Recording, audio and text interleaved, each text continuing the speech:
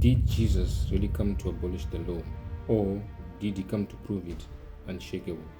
Let's find out. Jesus himself said in Matthew 5 verse 17, "Do not think I came to destroy the law.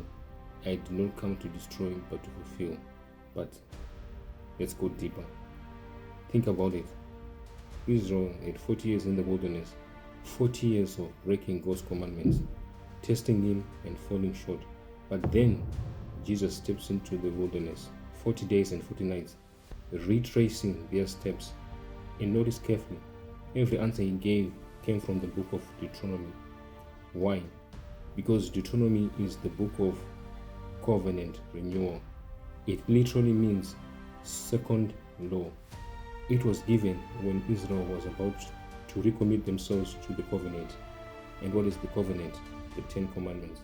When Jesus quoted Deuteronomy all 3 times, he was showing that he came to recommit and renew the covenant, not to abolish it. When tempted with bread, he said, "It is written, man shall not live by bread alone." Originally, Deuteronomy 8 verse 3, Matthew chapter 4 verse 4. Where Israel complained, he trusted.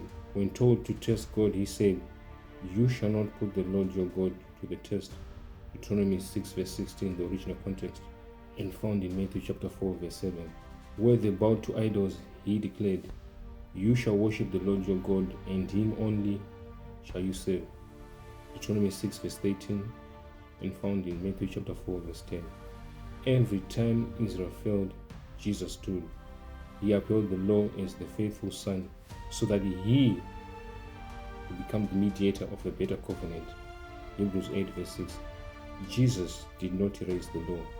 He fulfilled it and now promises, "I will put my laws in their hearts and write them on their minds." Hebrews chapter 10 verse 16. That's the new covenant. Follow for more Bible truth. Like, share, and subscribe. And as always, God bless you.